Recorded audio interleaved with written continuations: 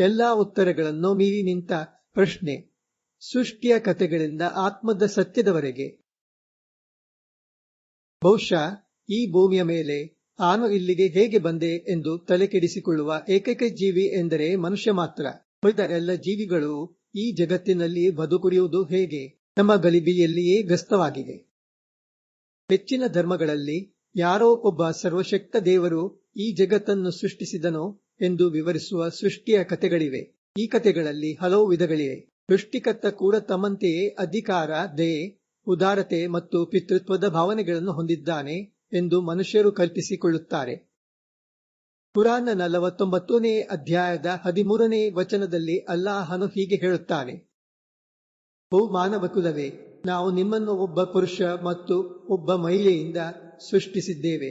ನೀವು ಒಬ್ಬರನ್ನೊಬ್ಬರು ಗುರುತಿಸಲಿ ಎಂಬ ಕಾರಣಕ್ಕೆ ನಿಮ್ಮನ್ನು ವಿವಿಧ ರಾಷ್ಟ್ರಗಳನ್ನಾಗಿ ಮತ್ತು ಪಂಗಡಗಳನ್ನಾಗಿ ಮಾಡಿದ್ದೇವೆ.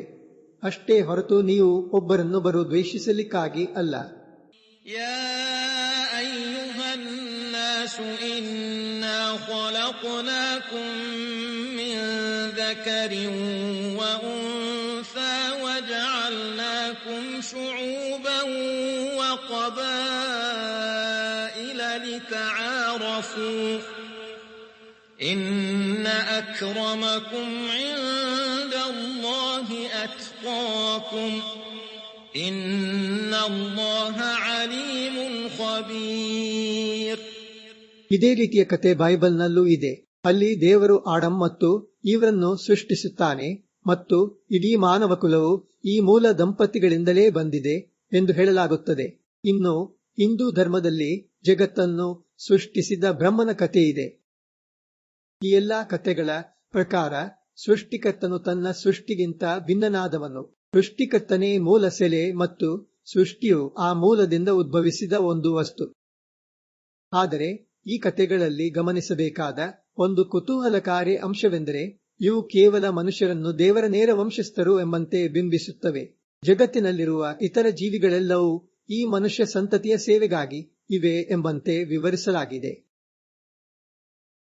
ಆದರೆ ಕೇವಲ ಒಂದು ಮಾನವ ಕ್ರಿಯೆಯಂತೆ ಕಾಣುವ ಸೃಷ್ಟಿಯ ಈ ಸರಳ ನೋಟವು ಭಾರತದ ಪ್ರಾಚೀನ ಸಾಂಖ್ಯ ತತ್ವಜ್ಞಾನಿಗಳಿಗೆ ತೃಪ್ತಿ ನೀಡಲಿಲ್ಲ.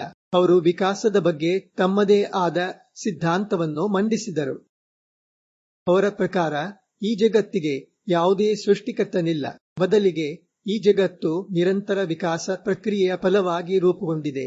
ಆರಂಭದಲ್ಲಿ ಪ್ರಧಾನ ಎಂಬ ಆದಿಮ ವಸ್ತುವಿತ್ತು ಎಂದು ಅವರು ಹೇಳಿದರು. ಅವರ ಪ್ರಕಾರ ವಾಸ್ತವವಾಗಿ ಈ ಪ್ರಧಾನ ಎಂಬುದು ಒಂದು ವಸ್ತುವಲ್ಲ.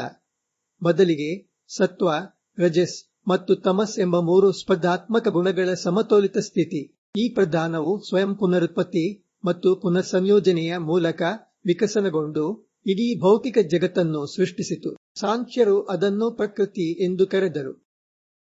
ಆದರೆ ಅವರ ಮುಂದೆ ಒಂದು ಮೂಲಭೂತ ಪ್ರಶ್ನೆ ಎದುರಾಯಿತು. ಇಷ್ಟು ವೈವಿಧ್ಯಮಯವಾದ ಮತ್ತು ಸುಖವನ್ನು ನೀಡುವ ಸಾಮರ್ಥ್ಯವಿರುವ ಈ ಪ್ರಕೃತಿಯನ್ನು ಅನುಭವಿಸುವವರೇ ಇಲ್ಲದಿದ್ದರೆ ಅದರಿಂದ ಏನು ಪ್ರಯೋಜನ?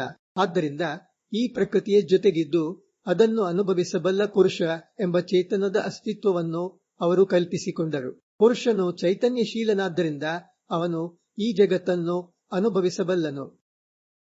ಹೀಗೆ ಸಾಂಖ್ಯ ದರ್ಶನದಲ್ಲಿ ಸೃಷ್ಟಿಕರ್ತ ಎಂಬ ಕಲ್ಪನೆಯನ್ನು ತಿರಸ್ಕರಿಸಿ ಅದರ ಸ್ಥಾನದಲ್ಲಿ ಭೋಗ್ಯ ಆಬ್ಜೆಕ್ಟ್ ಮತ್ತು ಭೋಗಿ ಸಬ್ಜೆಕ್ಟ್ ಎಂಬ ಪರಿಕಲ್ಪನೆಗಳನ್ನು ತರಲಾಯಿತು. ಭೌತಿಕ ಜಗತ್ತು ಅನುಭವಿಸಲ್ಪಡುವ ವಸ್ತುವಾದರೆ ದೇಹಧಾರಿಯಾಗಿದ್ದು ಆ ಅನುಭವವನ್ನು ಪಡೆಯುವವರು ಪುರುಷರೆಂಬ ಚೇತನಗಳು. ಆದರೂ ಒಂದು ಗಹನವಾದ ಪ್ರಶ್ನೆ ಹಾಗೆಯೇ ಉಳಿಯಿತು. ಈ ಪ್ರಧಾನ ಎಂಬುದು ಎಲ್ಲಿಂದ ಬಂದು? ತಾನೇ ಸ್ವತಃ ಅನುಭವಿಸುವ ಸಾಮರ್ಥ್ಯ ಹೊಂದಿಲ್ಲದಿದ್ದರೂ ವೈವಿಧ್ಯಮಯ ಜಗತ್ತಾಗಿ ವಿಕಸನಗೊಳ್ಳಲು ಅದಕ್ಕೆ ಪ್ರೇರಣೆ ನೀಡಿದವರು ಯಾರು? ಹಾಗೆಯೇ ಈ ಪುರುಷರ ಉಗಮ ಕೂಡ ಒಂದು ಒಗಟಾಗಿಯೇ ಉಳಿಯಿತು. ಯಾವುದೇ ಸೃಷ್ಟಿಕರ್ತ ಇಲ್ಲದ ಮೇಲೆ ಅವರು ಅಸ್ತಿತ್ವಕ್ಕೆ ಬಂದದ್ದಾದರೂ ಹೇಗೆ? ಹೀಗಾಗಿ ಆ ಪ್ರಶ್ನೆ ಬಗೆಹರಿಯದೆಯೇ ಉಳಿಯಿತು. ಭಾರತದ ವೇದಾಂತ ತತ್ವಜ್ಞಾನಿಗಳು ಸಾಂಖ್ಯರ ವಾದವನ್ನು ತಿರಸ್ಕರಿಸಿದರು. ಯಾವುದೇ ಪ್ರಜ್ಞೆಯಿಲ್ಲದ ಜಡವೂ ಆದ ಪ್ರಧಾನವು ತನ್ನಷ್ಟಕ್ಕೆ ತಾನೇ ಇಷ್ಟು ವೈವಿಧ್ಯಮಯ ಜಗತ್ತಾಗಿ ವಿಕಸನಗೊಳ್ಳಲು ಸಾಧ್ಯವಿಲ್ಲ ಎಂದು ಅವರು ವಾದಿಸಿದರು. ಇಂತಹ ಗಹನವಾದ ಕಾರ್ಯಕ್ಕೆ ಒಂದು ಬುದ್ಧಿಶಕ್ತಿ, ಒಂದು ವಿಕಸನಗೊಳ್ಳುವ ಸಂಕಲ್ಪ ಮತ್ತು ಒಂದು ಉದ್ದೇಶ ಇರಲೇಬೇಕು ಎಂದು ಅವರು ಪ್ರತಿಪಾದಿಸಿದರು. ಆದರೆ ಜಡವಾದ ಪ್ರಧಾನದಲ್ಲಿ ಇವಾವು ಇಲ್ಲ. ಹಾಗೆಯೇ ಪುರುಷರ ಅಸ್ತಿತ್ವದ ಪ್ರಶ್ನೆಯೂ ಹಾಗೆಯೇ ಉಳಿಯಿತು. ಅವರನ್ನು ಸೃಷ್ಟಿಸಿದವರು ಯಾರು? ವೈದಿಕ ಋಷಿಗಳು ಈ ಪ್ರಶ್ನೆಗಳ ಬಗ್ಗೆ ಬಹಳವಾಗಿ ಚಿಂತಿಸಿದರು ಮತ್ತು ಚರ್ಚಿಸಿದರು. ಅವರಿಗೆ ಬೇರೆ ಬೇರೆ ಉತ್ತರಗಳು ಸಿಕ್ಕರೂ ಯಾವುದೂ ಅವರ ಮನಸ್ಸಿಗೆ ಪೂರ್ಣ ತೃಪ್ತಿ ನೀಡಲಿಲ್ಲ. ಆದರೆ ಎಲ್ಲ ಪ್ರಶ್ನೆಗಳಿಗೂ ಉತ್ತರ ಕೊಡಬಲ್ಲ ಒಂದು ಖಚಿತವಾದ ಮಾರ್ಗವಿದೆ ಎಂದು ಅವರಿಗೆ ತಿಳಿದಿತ್ತು. ಆ ಮಾರ್ಗವೇ ಧ್ಯಾನ. ಹಾಗಾಗಿ ಅವರು ಧ್ಯಾನಸ್ಥರಾದರು. ನಿರೀಕ್ಷೆಯಂತೆಯೇ ಅವರಿಗೆ ಉತ್ತರ ಸಿಕ್ಕಿತು.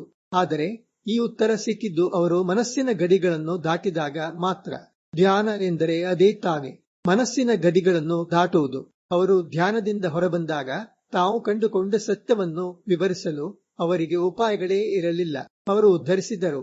ಅದು ನಮ್ಮ ಯಾವುದೇ ಇಂದ್ರಿಯಗಳಿಂದ ನೋಡಲು, ಕೇಳಲು ಅಥವಾ ಅನುಭವಿಸಲು ಸಾಧ್ಯವಾಗುವಂಥದ್ದಲ್ಲ. ಮನಸ್ಸಿನ ಮೂಲಕವೂ ಅದನ್ನು ಗ್ರಹಿಸಲಾಗದು. ನಮಗೆ ತಿಳಿದಿರುವುದಕ್ಕಿಂತ ಅದು ಭಿನ್ನವಾಗಿದೆ ಮತ್ತು ನಮಗೆ ತಿಳಿಯದೇ ಇರುವುದಕ್ಕಿಂತಲೂ ಅದು ಮೀರಿದ್ದಾಗಿದೆ. ಅದನ್ನು ನಾವು ಪೂರ್ಣವಾಗಿ ಅರ್ಥ ಮಾಡಿಕೊಂಡಿಲ್ಲ ಅಥವಾ ಅದನ್ನು ಇತರರಿಗೆ ಹೇಗೆ ವಿವರಿಸಬೇಕೆಂದು ನಮಗೆ ತಿಳಿಯುತ್ತಿಲ್ಲ. ನ ತತ್ರ ಚಕ್ಷುರ್ಗಚ್ಚತಿ ನ ವಾಗ್ಗಚ್ಚತಿ ನೋ ಮನಃ ನ ವಿದ್ಮೋ ನ ವಿಜಾನೀಮೋ ಯಥೈತದನುಶಿಷ್ಯಾತ್.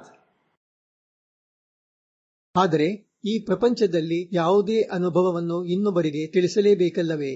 ಅದು ಮಾನವ ಸಹಜ. ಅದನ್ನು ಮಾಡುವುದು ಹೇಗೆ? ಛಾಂದೋಗ್ಯ ಉಪನಿಷತ್ತಿನಲ್ಲಿ ತಂದೆ ಉದ್ದಾಲಕನು ತನ್ನ ಮಗ ಶ್ವೇತಕೇತುವಿಗೆ ಅದನ್ನು ವಿವರಿಸುತ್ತಾ ಹೀಗೆ ಹೇಳುತ್ತಾನೆ.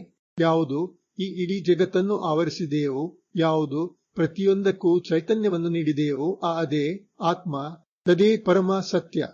ಇದರರ್ಥ ಈ ಜಡ ಪ್ರಪಂಚ ಮತ್ತು ಚೇತನವುಳ್ಳ ಜೀವಿಗಳೆಲ್ಲವೂ ಒಂದೇ ಆತ್ಮನ ವಿವಿಧ ರೂಪಗಳು.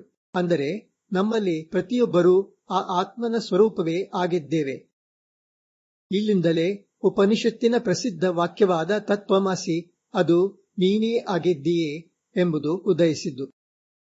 ಉದ್ದಾಲಕನು ಈ ಅಂತಿಮ ಘೋಷಣೆಯನ್ನು ಮಾಡುವ ಮೊದಲು ಜಗತ್ತು ಹೇಗೆ ಅಸ್ತಿತ್ವಕ್ಕೆ ಬಂತು ಎಂಬುದನ್ನು ದೀರ್ಘವಾದ ಪ್ರಯೋಗಗಳು ಮತ್ತು ತರ್ಕಗಳ ಮೂಲಕ ವಿವರವಾಗಿ ವಿವರಿಸಲು ಪ್ರಯತ್ನಿಸಿದನು. ಆದ್ದರಿಂದ ಈ ಜಗತ್ತನ್ನು ಯಾರೂ ಸೃಷ್ಟಿಸಿಲ್ಲ. ಯಾವ ದೇವರಿಂದಲೂ ಇದು ಸೃಷ್ಟಿಯಾಗಿಲ್ಲ. ಇಲ್ಲಿ ಸರಳವಾದ ಸತ್ಯವೇನೆಂದರೆ ಸೃಷ್ಟಿಕರ್ತ ಮತ್ತು ಸೃಷ್ಟಿ ಎಂಬ ಭೇದವೇ ಇಲ್ಲ. ಆ ಒಂದೇ ತತ್ವವು ಎಲ್ಲೆಡೆ ಕಾಣುವ ಜಗತ್ತಾಗಿ ರೂಪಾಂತರಗೊಂಡಿದೆ. ಆದರೆ ಗಮನಿಸಲೇಬೇಕಾದ ಸೂಕ್ಷ್ಮ ವ್ಯತ್ಯಾಸವೆಂದರೆ ಈ ರೂಪಾಂತರದ ನಂತರವೂ ಮೂಲವಾದ ಆ ತತ್ವವು ಬದಲಾಗದೆ ಹಾಗೆಯೇ ಉಳಿದಿದೆ. ಇದನ್ನೇ ಉಪನಿಷತ್ತಿನ ಒಂದು ಮಂತ್ರವು ಪ್ರತಿಧ್ವನಿಸುತ್ತದೆ. ಅದು ಹೇಳುತ್ತದೆ, ಆ ಮೂಲವು ಪೂರ್ಣವಾಗಿದೆ, ಈ ಜಗತ್ತು ಕೂಡ ಪೂರ್ಣವಾಗಿದೆ. ಏಕೆಂದರೆ ಈ ಜಗತ್ತು ಆ ಪೂರ್ಣತೆಯಿಂದಲೇ ಬಂದಿದೆ. ಆ ಪೂರ್ಣತೆಯಿಂದ ಈ ಪೂರ್ಣ ಜಗತ್ತು ಹೊರಬಂದ ನಂತರವೂ ಆ ಮೂಲವು ಮೊದಲಿನಂತೆಯೇ ಪೂರ್ಣವಾಗಿ ಉಳಿದಿದೆ. ಪೂರ್ಣಮದ ಪೂರ್ಣಮಿದಂ ಪೂರ್ಣಾತ್ ಪೂರ್ಣಮುದಚ್ಯತೆ ಪೂರ್ಣಸ್ಯ ಪೂರ್ಣಮಾದಾಯ ಪೂರ್ಣಮೇವಾವಶಿಷ್ಯತೆ. ಹೀಗಿರುವಾಗ ಈಗ ಪ್ರಶ್ನೆ ಇರುವುದು ಜಗತ್ತಿನ ಉಗಮದ ಬಗ್ಗೆ ಅಲ್ಲ, ಬದಲಿಗೆ ನಾವು ನಿಜವಾಗಿಯೂ ಯಾರು ಎಂಬುದರ ಬಗ್ಗೆ.